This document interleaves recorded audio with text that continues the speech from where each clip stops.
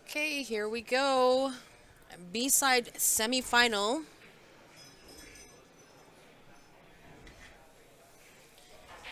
B-side semifinal, Stephen Holem versus Aaron Arganoza.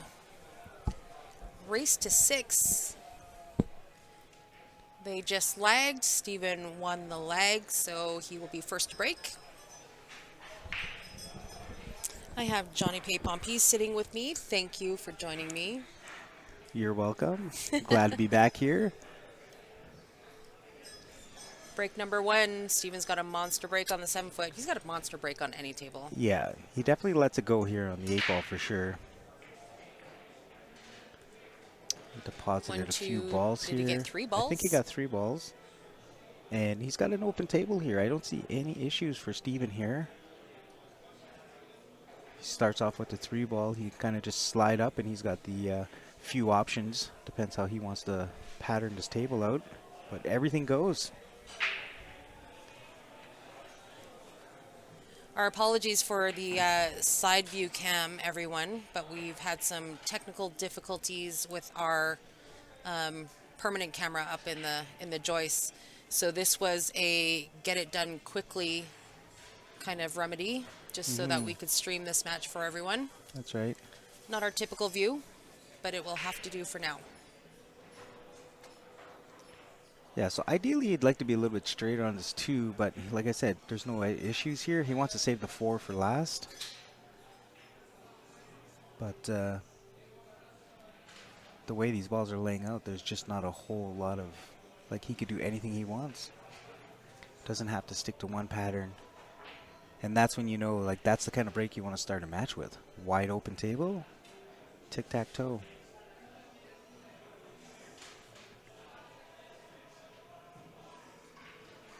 Yeah, you can never go wrong when you start a match off and you make like 3 balls off the break and have a wide open table. Of one suit. That's right.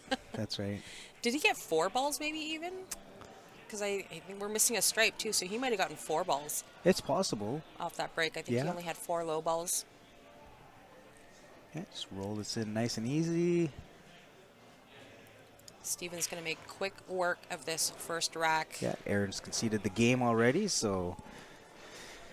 And Aaron himself here is not no slouch here. He's got a pretty big break as well. He's had a little bit of a B-side battle here coming through, playing a lot of tough players. And so, yeah, like this is Aaron played Stan on the A side in 9-ball and just put on a performance. He's been playing so great this event. Hey, I was actually surprised because I didn't actually think that Aaron's Fargo was this high. I thought he was just slightly under a 700, but he's no, like he's ever since I've known him, he's been up in that 715 to 720 range. Wow. I guess I don't keep my eye on the Fargos too much. I know, obviously, just a few people, but it fluctuates so much that it's hard to keep up. A few years back there, Joe played Aaron for a few G's. So we all drove out to Saskatchewan, Saskatoon, and they played. And that was the first time I met Aaron. And he was a gentleman right from the start. I really like him. Yeah. I do really like Aaron. He's a really nice guy. I'm so glad to see him this deep in the tournament. I think to be fair, and I would say this to his face, he's really surprised how far he is in this event. Well, some monsters, and he doesn't play very often. The thing with Aaron is he's not an 8-ball player. No. You know, he is a 9-ball. Oh, he kind of did not want saver. that to go, but, you know, he still has plan B. He's got the 4 on the side. And, like, you know, it's a decent break. There's really not a whole lot wrong with, you know, the way he's going here. Definitely everything has a home.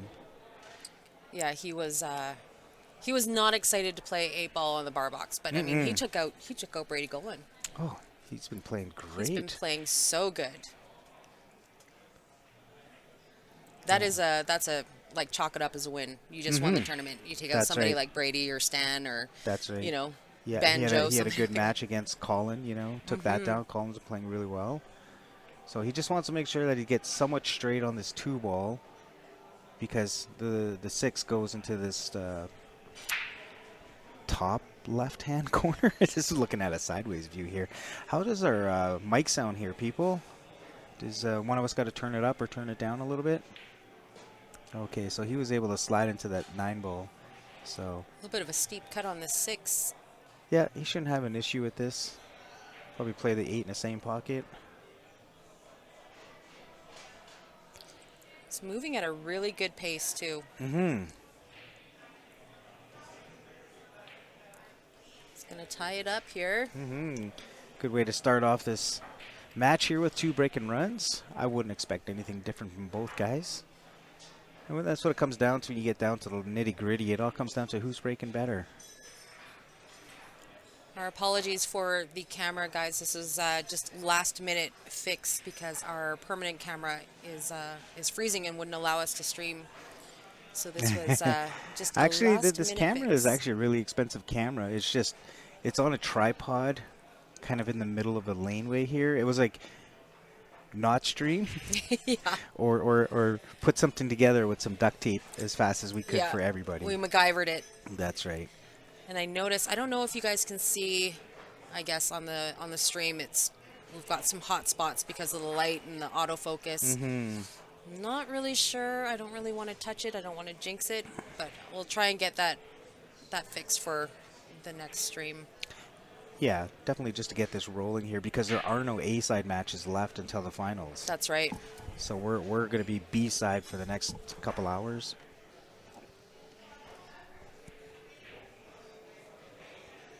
This is the B-side semi, so after this we'll have the B final. Nice break by Steven again here. Does his cue ball. Ooh, I thought he was going to scratch in the corner here. Cue ball is a hanging. Yeah, there's a couple little options here. Steven could bank this 13 ball into this corner here. I'm not sure if he plays the 7 ball in the side pocket past the 8. And if he's feeling really good, he can actually roll into this 15 and just kind of play like a safety. But I know Steven, and I think he'll play the 7 ball. May go off to 8. Steven's game is usually pretty aggressive. Yeah, when he sees it, you know, he's just like a bulldozer. And there's not much that he doesn't see. And right now, like, everything goes. So we're going to see him, you know, pattern this out here. I think the only issue, it depends, might be that 6 ball. I don't know if it passes the 1 in the side. So he may kind of like take that 1 ball earlier. We will see. But if he does pattern it, he may save the 5 for the last. But from our angle, it's very hard to see if that 6 passes. If the 6 passes, it's 1 rail out. And I don't know if it may go down past the 14 ball as well. The only thing we can do is watch the way he plays his position. Ooh. No, he had tons of room. He pounded that in.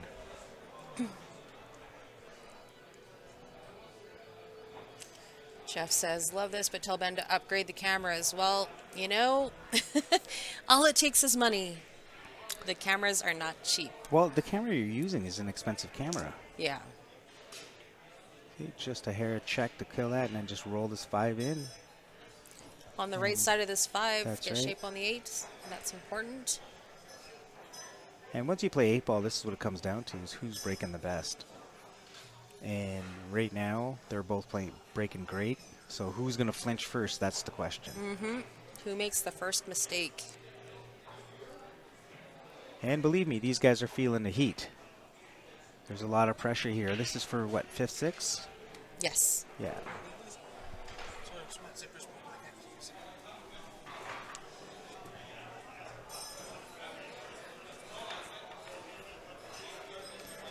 Yeah, the same situation we had a few years ago where I got to play Steven. And So who, I guess you would know, who's got their name on the trophies? It's Steven's got it 3 times. for first place, he's won it 3 times. Ben's got it once. Ben has once. Russ and Brady? No, Just those 5.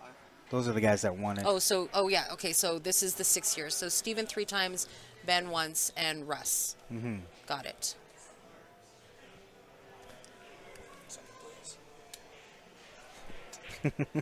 Yeah, and Joe and I got second place. He Joe did. and Johnny got runner-up. Yeah.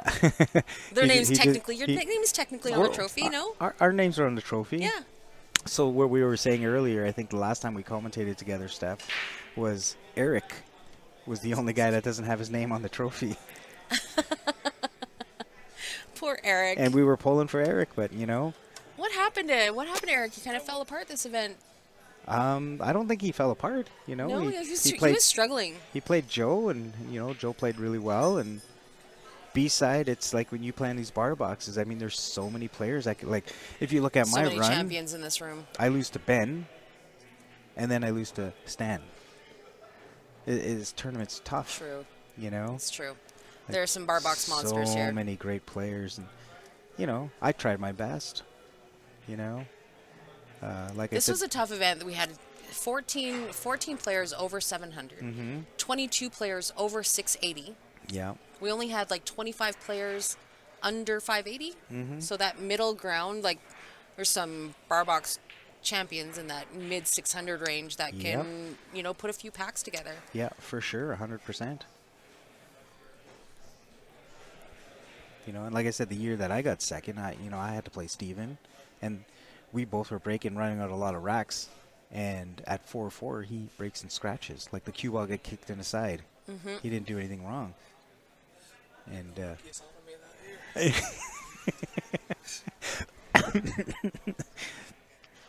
Joe's just saying that I had the lucky out on him. We went to the bar that night, and then the next day we showed up because we're roommates, and so we played each other first thing 11 a.m. and hill I break and run. But I got out of position, so I had to bank the 3-ball, and I had to take on a long 7. But when you're in stroke. Yeah. And I knew the bank was 50-50, maybe a little bit higher than that. And once I made that bank, even though the 7 was a long shot, I just rolled it in like it was nothing. It always surprises me how you guys can recall all these matches in your head. Remember that time we were in Vegas in, 2014 and that semifinal match against, so-and-so, and I'm just like, I can barely remember what I ate for dinner last night, let alone. I think if you play enough pool that your memory bank stays open a little bit longer. No. So for certain things, because you use those as experience. Yeah, but you guys talk about so many matches that it's just it's crazy that you guys can put them in your brain Filodex and keep them all straight. Yeah, I could tell you the match that Andy Chow and I had in the finals at the Westerns. Yeah, see? How do you do that? That was 2008. I have a hard time remembering my kids' birthdays. So Steven's really got to watch his speed here because he's on the 4, but I believe he's going to have to put just a hair of check siding on it to get past the 11. And he doesn't want to get too steep on the 7 ball. Oh, yeah, he had enough to do. So. That will work. So and now Steven's got the 7 and then the 5 ball? Yeah, 5 balls underneath. So all he needs to do is just come around. You'll see where he's kind of looking at his angle. And that 9 ball being by the side pocket kind of gives it maybe 3/4 of a pocket. So that was the touchiest about this part, was getting too much angle and hooking yourself. And I think he played it perfect. He doesn't have to do a whole lot. Then nice big window for the 5. That's right. You could put a little spin on this. Play the 8 ball in the same pocket. If you graze the 13, you're still looking good.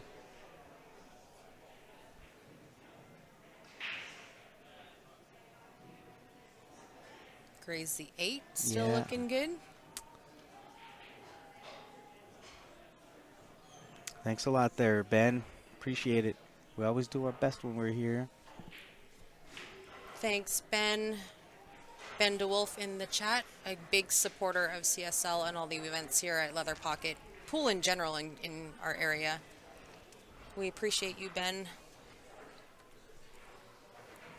So a quick 3-1 lead for Steven over Aaron. And Aaron just had a little hiccup on the break, that's all. He broke those really well. But when you're using a rack like this, a hand rack, you know, it's really tough to get the consistent breaks. And he hit that as hard as he can hit it. Unfortunately, it just didn't go his way. But I can tell you right now, if Steven has a dry break here or gets kicked in, we could see a 3-3. And I got no ill word towards both guys. They're both very good friends of mine. They're both great competitors. Obviously, Steven's been a teammate of mine for years, so all I care about is that I see good pool. Do you know when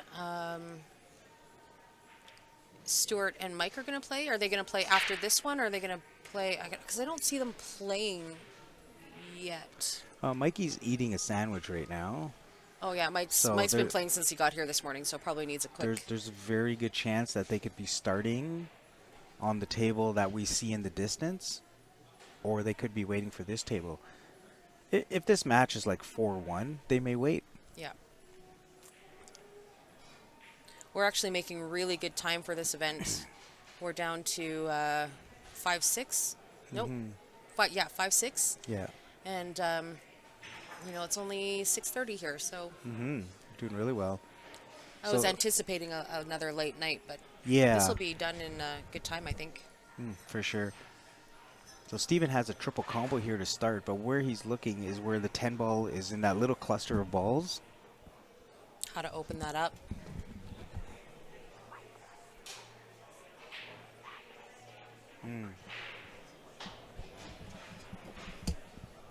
This is going to be tricky. It's not an open table. There's a little bit of work to do here. I do feel like he's looking at high ball, but getting to that 10 is a little bit tricky. So he's not going to play the three-way combo here. So it looks like he has another plan. Oh, that did not work out. So on the correction, Steve played Russ in the 5th, 6th position. So, Mike. Mike played Russ. That's right. In the 5-6. That's right. So Mike is waiting for the winner of this match for 4th place.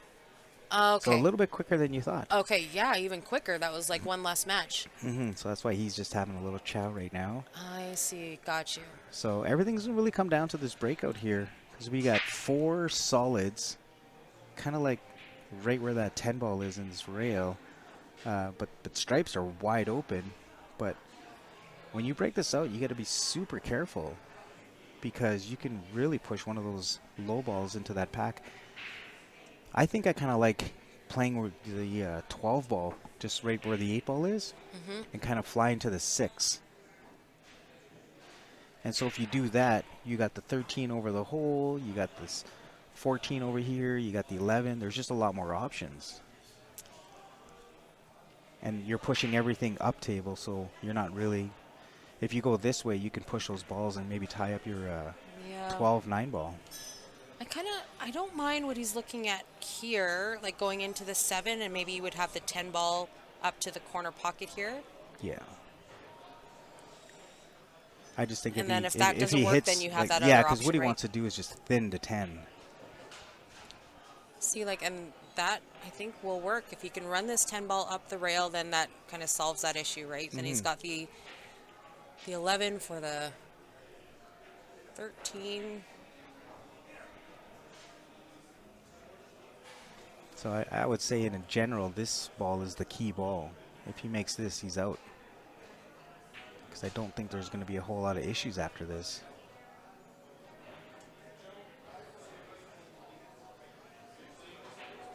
Yeah, the breakout worked. I thought he might have hit the breakout a little bit harder, and it could have moved those balls up in his way, but he just thinned into it perfect. Yeah, Aaron's been playing really smart. Even though he never plays 7 foot. Yeah, he played league last year, and we were joking around quite a bit, because he just didn't have the proper patterns, you know. And so him and I were talking about it, you know. But that's league. Now, this is a tournament, Yeah. right? So you know that his Well, he's proving that he can play on a 7-foot table. That's right. All that matters. And he's doing it with style. Like he's playing some tough players and he's prevailing. Mm-hmm.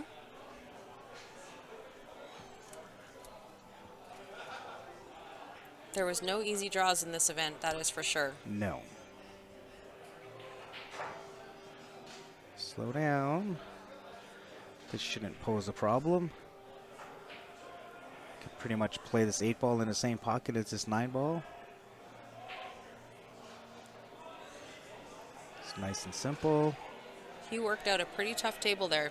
Yeah, and the key thing was this breakout. And then, you know, playing that 10-ball past the side pocket, because it's always, you know, when you play past the side pocket, there's always a chance you could hit that horn. Mm-hmm. Like I said, if he makes that 10, I don't see any problems getting out here. So both guys have won a break on each other. Because Aaron broke dry last time, and Steven scratched on this break. Like he broke, made a ball, and then he fouled. So this is a good opportunity for Aaron to make it 3-3 here. Russ is just telling us we're number one.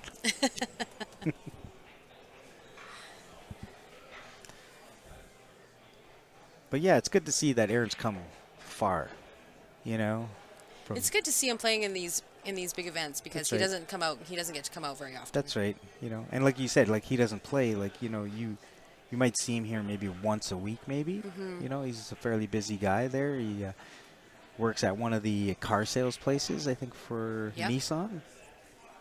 I think he's moved to Kia now. Was it Kia? I think so. He just made a move recently. That's right. So Ben bought a car off of him, and it was his last week at Nissan. Oh.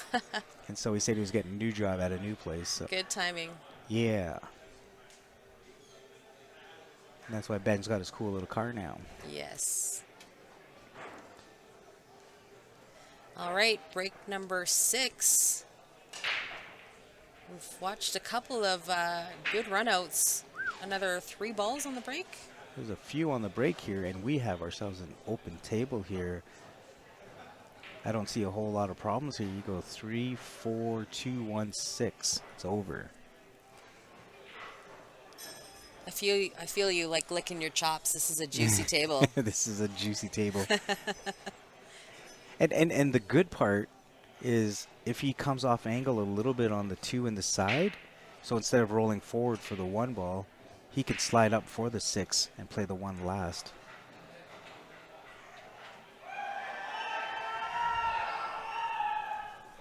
Oh, there's some hooting and hollering out there. I got tickets for this.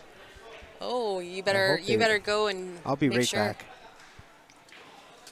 Hooting and hollering out in the on the 9-foot tournament. 51 or 52 players, I think they got for that event, just the regular weekly. But there is a $10,000 10-ball break pot that the players can buy tickets for. And if your ticket gets drawn, you get a kick at the can. A kick at winning $10,000. I believe it is $100 a ball if you decide to quit. Like if you make a ball off the break and you decide to just quit, you get your $100. If you run a few balls, say you run 3 or 4 balls, you get your $300 or $400. But in order to get the $10,000 payout, you must run out 10 balls, all 10.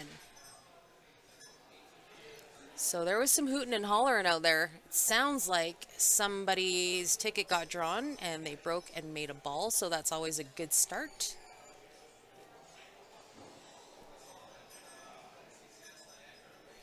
Wayne in the chat is asking if Ben still works here, and he certainly does. Coincidentally, Ben just won the hot seat in this event, so he's waiting for a winner coming from the B side.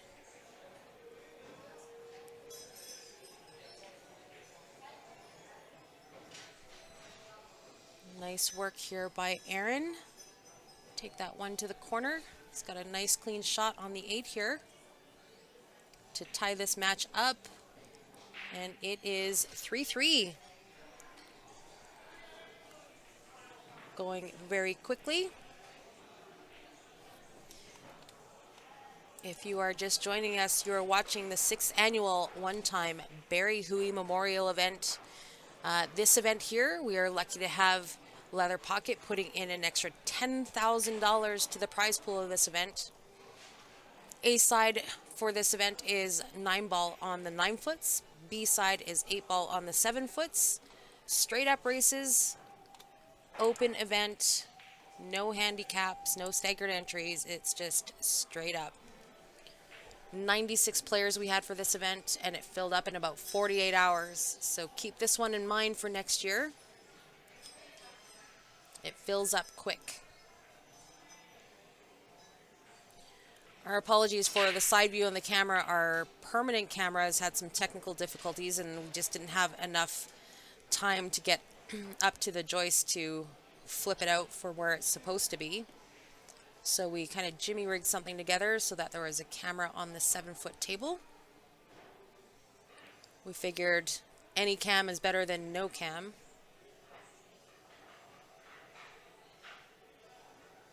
Janelle and Casey saying hi in the chat. Hi guys. Thanks for joining and tuning in. Hopefully see you guys at one of these events soon. We actually had some Edmontonians in our room. Brian Butler still here. I think he cashed out at 7-8 spot. Carlos Barbosa was here. Rob Phillips made it. Always good to see some Edmonton faces in the room. Next one will be, the next big one will be the Len Memorial. That's right, Ben. So I believe that's one's in March. And that one is typically a staggered entry. But as per usual, I think that one's going to fill up also very quickly, especially with the staggered entry. So keep that one in mind. I would imagine that they will start taking registrations for that just into the new year.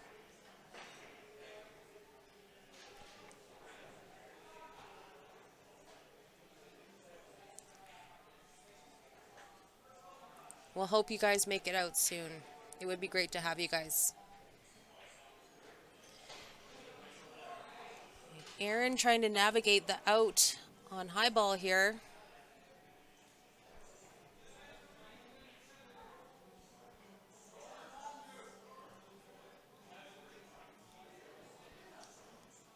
I will try and fix that hot spot that's flickering in the middle of the table, but like I said, we just had to do what we had to do to get a camera on this table.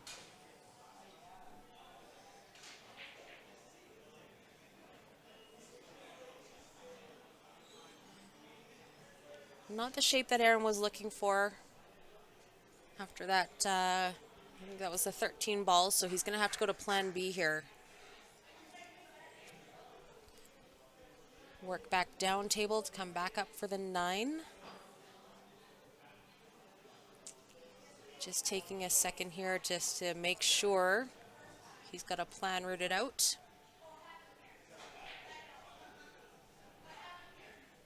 For those of you who are interested, there is a good match happening on table 4 in the room.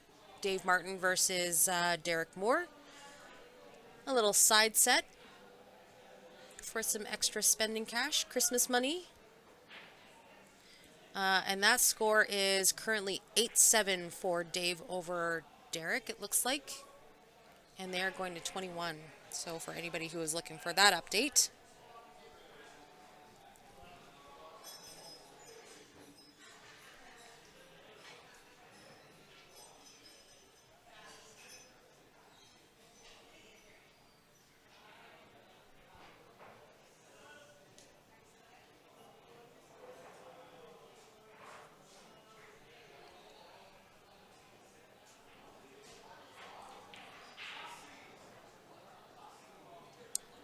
Good shot by Aaron there. Get back in line to take this 9.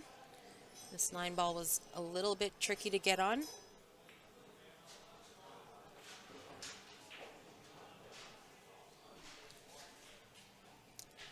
And it looks like this 15 in the side pocket and a little down and up.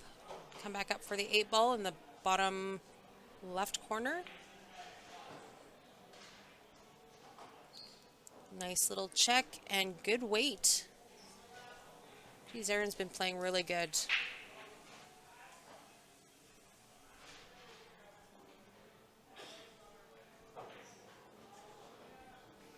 A little punch to finish that out, and that is going to get him the lead for the first time in this match.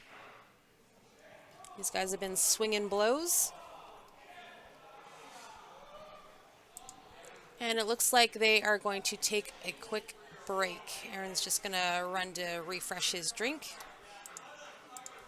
So in the meantime, I just want to give a quick shout out to Nick's Q Innovation. Nick Manuel is in the room and our local Q maintenance hero. Nick has fixed some things that I did not think was fixable. He makes them disappear. Any tip that you need, regular Q maintenance that you need for your equipment, Nick is the guy to see. He is available in the room at Leather Pocket. They've got his own little maintenance corner with a lathe now. Really quick turnaround time and fantastic work. His pricing is great too. And in honor of our fallen captain, this is Captain Calgary, Barry Hooey, who we play for every year at this time of year. It's one of my favorite pictures. He was at the hockey game on the corner of the glass of the Flames game, and it was fantastic. You will never experience anything like that. If I could do that again, I would, every time. Nothing like, you know, bodies slammed up against the boards right in your face. But Barry is who we play for every year, and he was a staple to the Calgary community. Did so much for the game. He would be so pleased with the turnouts we've been having and the growth of the pool game here in town. There is a crowd forming over around that 9-foot table. So it sounds like there has been some money won. Maybe a few hundred here, a few there. I'm not sure if you guys can hear that over the mic. It's pretty loud.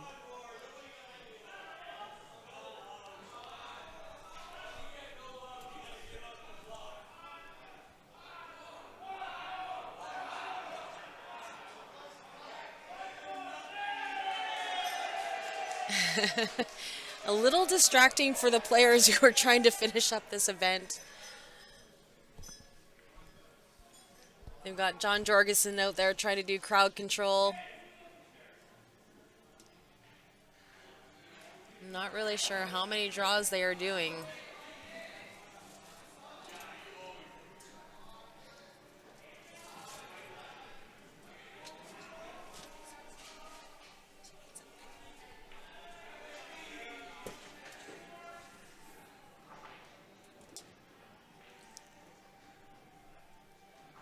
Looks like Aaron is eyeballing low ball here. A little bit of an awkward bridge kind of situation.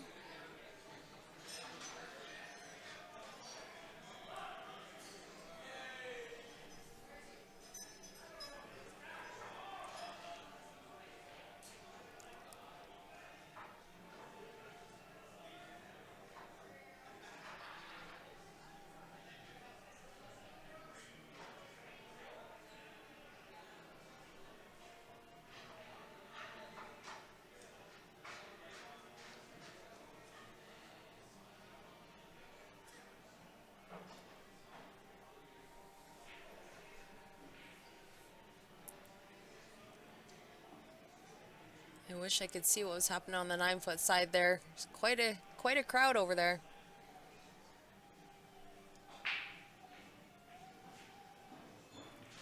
Looks like Aaron has changed his mind to go high ball. Cuts the 11 all the way down to the corner.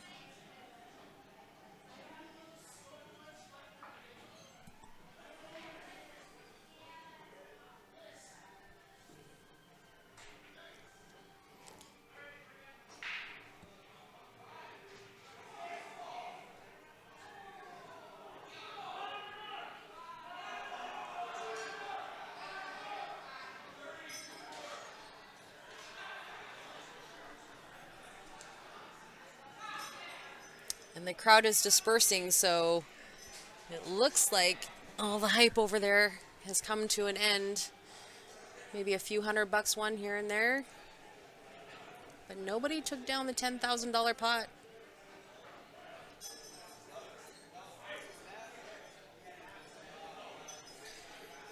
Ben DeWolf mentioning 14 players over 700. That is absolutely true. Out of 96 players, 14 were over 700.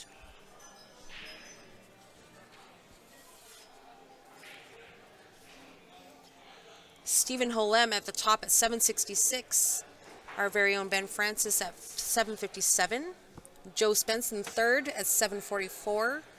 Brady Golan at 732. Eric Vargas 732. Rob Phillips 723. Stan Taranjo at 723. Aaron Arganoza at the table here 719. Russ Whittle 716. Brian Butler 708. Edwin Montel 707. Randy Baggett from Winnipeg, 706. Stu McTaggart in 13th spot, 702. And Carlos Barbosa at 701. Those were your top 14 over 700 players. We had 22 players over 680. Some strong players. Nothing was a gimme. So I come back. Oh, sorry. Oh, that's Let me okay. turn your volume up. You're back. I'm back. And I'm back, and Aaron seems like he's up here now. He is the first lead of the match. Very nice. We just had like an exciting 10-ball draw over here. Yeah, what's happening? I was trying to peek around and see if I could figure out what was going on. It was So loud. every Sunday we do a 10-ball draw here. And so the way it works is it's about $5 a ticket. And Ooh, ran into some trouble there. He did not want to get to this side. He wanted to just a little bit lower. And so what it is, it's $100 a ball. Right. And if you happen to run out all the balls, you get $10,000. 10,000 megabucks. Mm-hmm. And just a few weeks ago, Jonathan Sampson ran out the rack for $10,000. He did. So He's a lucky guy. yeah, and so we had a few people break a couple balls here. Ozzy had a chance at the 10 grand. We did Did he another win a one. couple hundred anyway? No. Everyone came up dry today. Oh, no balls made. Yeah. Jezreel made a ball but scratched. And then Stan was the last break, and he broke, and he had almost a couple balls go down, but he broke dry. Oh, no. So Paul Richin says, I used to play this good in my younger days. You still play that good, Paulie, I'm sure. Don't count yourself out. But we'd love to have you at one of these events. You should have played. yeah, Aaron definitely has himself in a situation here, because even if he makes this, where's his cue ball going? And the last thing you want to do is let Steven at the table. Now, I don't know if the 12 passes the 8 ball, but he could slide up and play the 8 in this bottom right-hand corner past the 8. But it may pass, it may not. It's really hard to tell from our angle. But he does have that slight angle to slide up that way. Oh. Makes it. Does that 12 ball pass to the top corner? I don't think it goes into the top corner, and it's a very thin slice to the side pocket. Yeah, I think you probably only have half a pocket to go to the side. And if you wanted to be aggressive and bank it, I think the 5 is in the way. So definitely that was just a little bit of a miscalculation on his pace to play this ball earlier, so it forced him to jump the ball, what got him out of position here. So now he finds himself in a situation.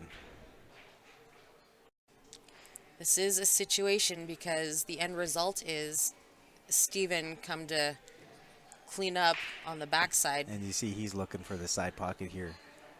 Now, this is makeable, but I'm going to tell you, it is tight. It's not easy. Yeah, And half a you know, pocket if maybe. you shoot a ball somewhere down there and the cue ball comes off the rail, I mean, it goes in the side pocket, no problem.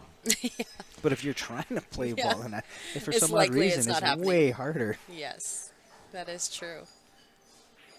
So Aaron's taking his time here. He's really checking out this. Yeah, he's just in a terrible spot here. He also has a 3 rail in the corner So you play almost like the bank side, like into the side, but you play below it, and you should become the 3 rails, and it would pass that 4 in the corner. It would. But everybody's trying to play the easiest shot. And so I think he's going to try the side pocket here, but I think he might want to lay it up on the 4 just in case he misses. Missed it. And that's what he was just trying to get behind the 4 ball, so Yeah. that way Steven would have had a tougher shot. He was trying to figure out a way to play smart. Yeah, Steven could make this 3 in his side fairly easy. He can also play a safety here. You know, He has lots of soldiers on the table, that is for sure. He has some options here. He doesn't. The crowd is developing around this game. Also, there's quite a few players in the room, which is great to see. Great support for the venue. Well, we did get 51 players for the 9-ball here on Sunday. And as a consolation, as you're waiting around for your match, you get to watch some great finals pool. So now Aaron's going to have to figure out another kick shot here. There is a possibility you can kick this to that bottom rail, and you can go off the rail, off the 8-ball. You know, it's definitely not. We'll see what he comes up with. He can go 1 rail, try to kick it up table, side pocket. It's not in an easy spot here. And that's always one of the issues here when you get down in this level and you run down 5-6 balls and you know make a mistake. I mean, the odds of you winning are very slim. Okay, I guess I'm gonna have to go again. You're up. I'm up right now. I gotta play Eric, so GL. thank you. I'll be back.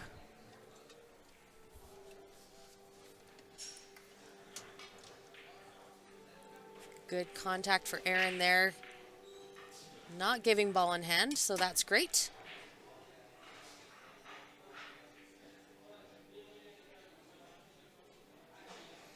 Paul Richardson says he's spending a lot of time in Cranbrook. Mike Isaac, Danny Gilbert. Oh, Danny Gilbert, there's a name I haven't heard in a long time. Paul Sikorsky out there. Well, we appreciate you tuning in anyway, Paul.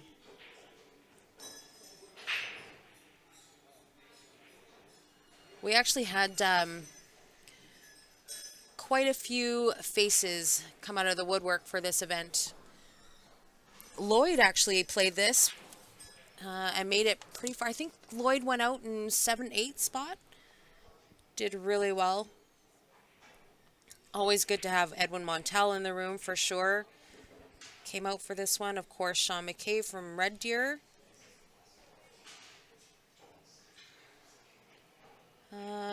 Who else is good to mention? Ones that we don't see very often. Kim Bonet from Medicine Hat. Traveled in, obviously, Phil and Stan. Stan from more the Vancouver area. Phil from Edmonton. Our regular locals, of course. Cameo and Hadar came out from the Regina area, I believe they're from. Stewart from Ontario. Always great to see a lot of out-of-towners. Randy Baggett from Winnipeg.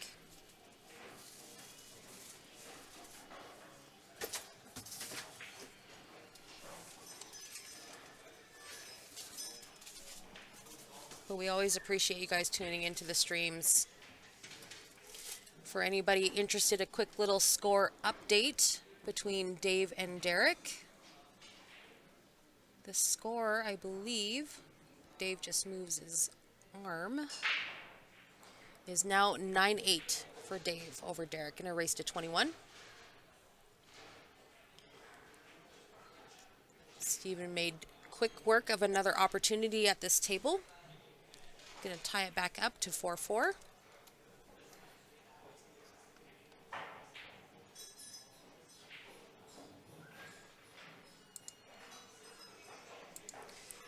There's a picture of Barry with his granddaughter and his daughter.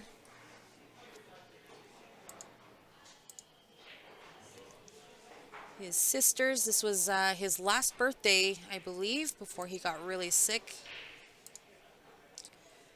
Barry with the twins, Joanne and Bev. A staple of our Calgary community also. Joanne playing on the Pro Tour.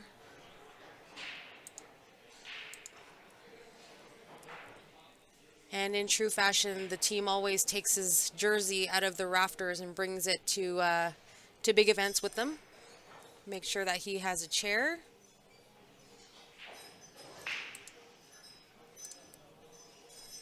Pretty big pool fam we have. So very honored to be a part of this event every year. Steven DeBrake, rack number 9 in a short little race to 6. It is now a race to 2, tied at 4-4.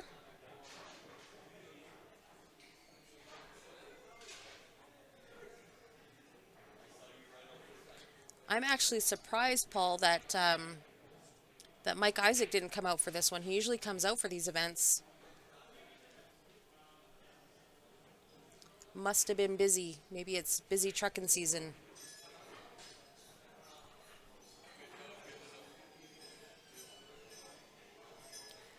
Steven quick to get down on high ball here.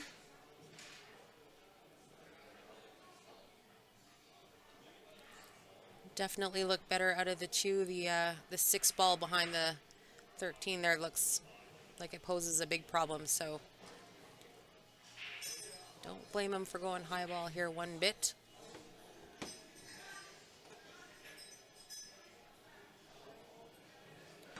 Richard in the YouTube, greetings from Portland, Oregon. Thanks for joining us, Richard. We have a few more matches coming up. I do believe the winner of this match here will play Mike Robinson. That'll be the next match. The winner of that match will go on to play Stuart McTaggart from Ontario, from London, Ontario. And then we have Ben Francis, our very own Ben Francis, in the hot seat on the A side. So a few more B-side matches to go.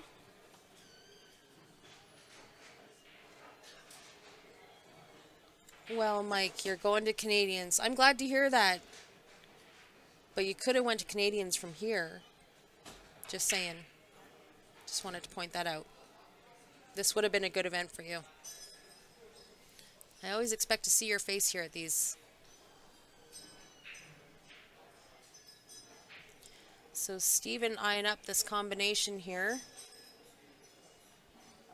Just wants to be wary of where that 11 ball is going to land, because there's nothing worse than playing a combination and then getting stuck with bad shape on your last ball.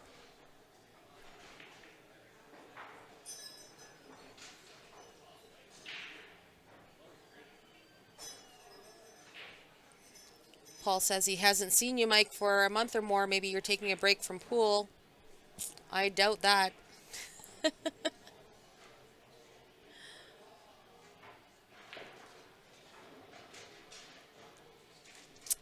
Steven taking a big breath there. He's hoping for a little less distance on this 8.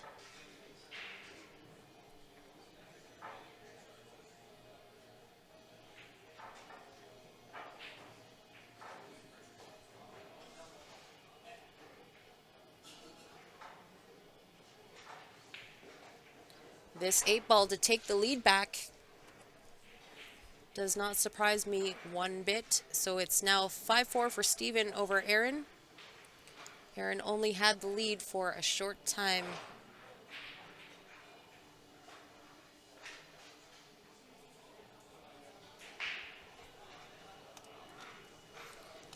After that hockey game, we actually had Barry his own custom jersey, Hooey one time, that he loved. And so now it hangs in the rafters here at Leather Pocket, his home club.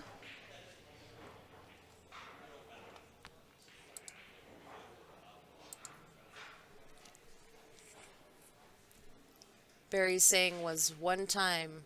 And the boys, the team always yells it out still to this day. I can't believe it's been 6 years.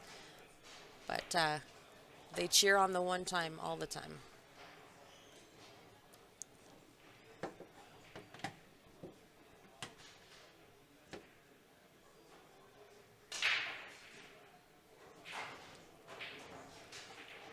Big break from Aaron.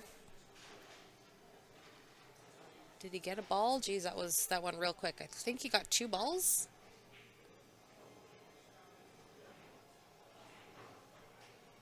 Nope, just 1 ball. 1 ball it looks like, and that's all he needs to continue shooting here. Has his choice of suit, obviously.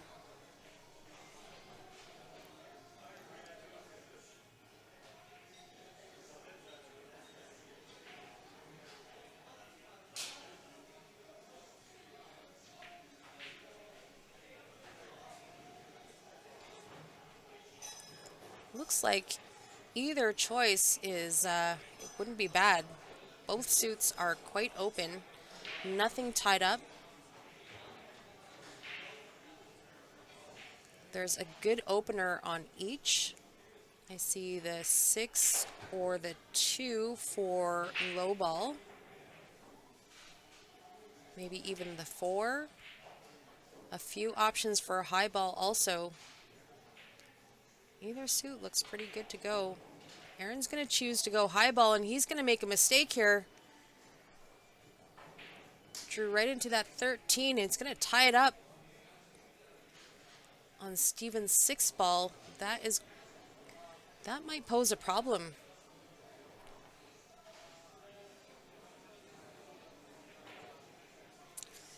Aaron is not happy. He knows that that was an error on his part. Now he's going to be forced to work his way out of it.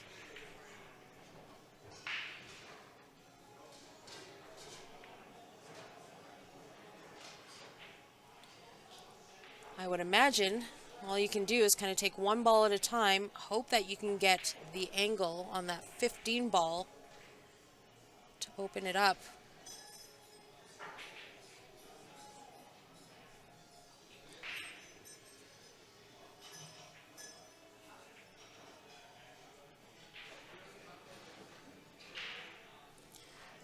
A little Derek and Dave update. It is now 9-9.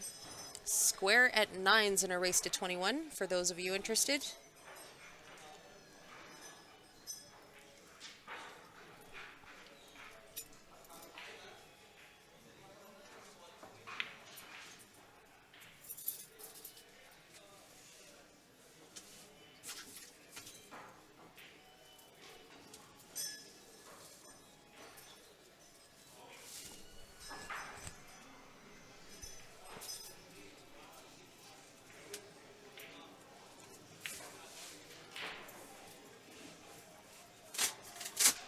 Pick off this 11.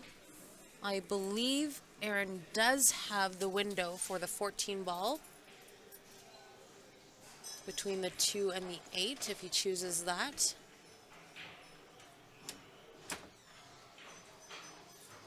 That's just right almost down my pipeline. It looks like there is room there if he chooses to take the 14 ball.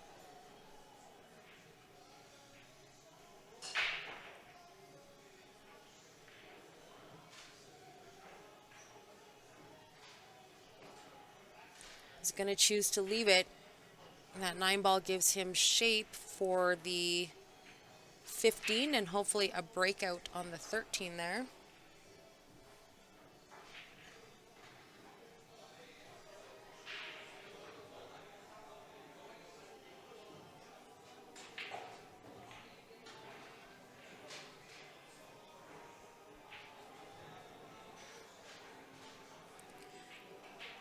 Well, he opened it up, but does it have a pocket? I'm not really sure. He's standing in front of my window here, and he is shaking his head. I'm not sure if it's because it does not go. Oh, can he pick off the 14 from here? Oh, runs down to the corner.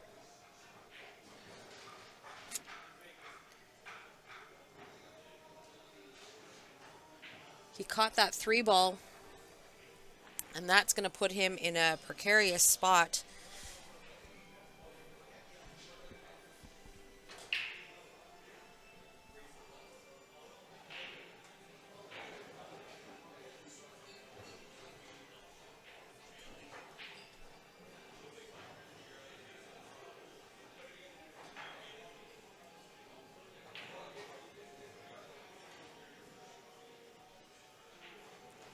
Playing the 2 rails. Oh, he just missed it. He did not miss that by much. Unfortunately, that is going to give Steven ball in hand. Unfortunately for Aaron, fortunately for Steven.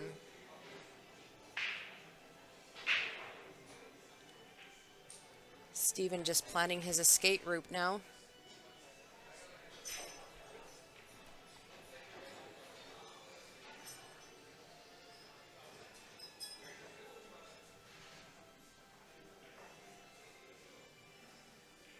Score update between Derek and Dave. It is now 10-9 for Derek. Derek has the lead, I believe, for the first time of the match in a race to 21. They're playing for extra Christmas budget. If you know, you know.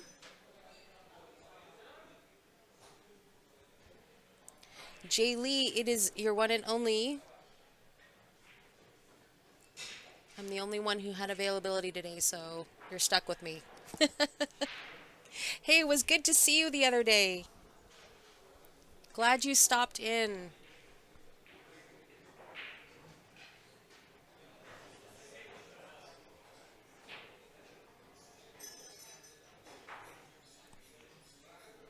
Steven obviously with multiple options here to get out on this table. And on the hill, he knows that Aaron could be dangerous to let back at the table, so he'd rather just close this out right now.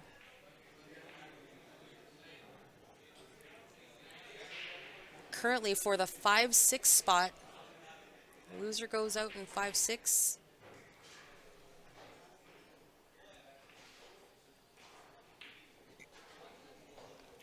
Winner of this game here is going to go on to play Mikey Robinson, who's warming up on that back table there.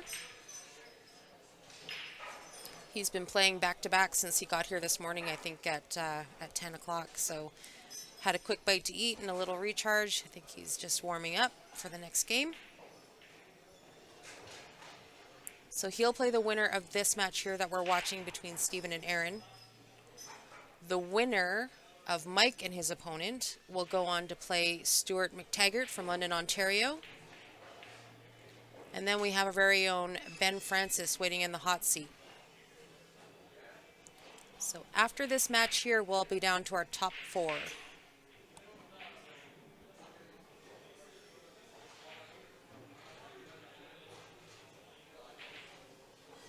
Holy moly, has it been 8 years already, Jay? That is absolutely crazy. Time does fly by, that is for sure. And I will do.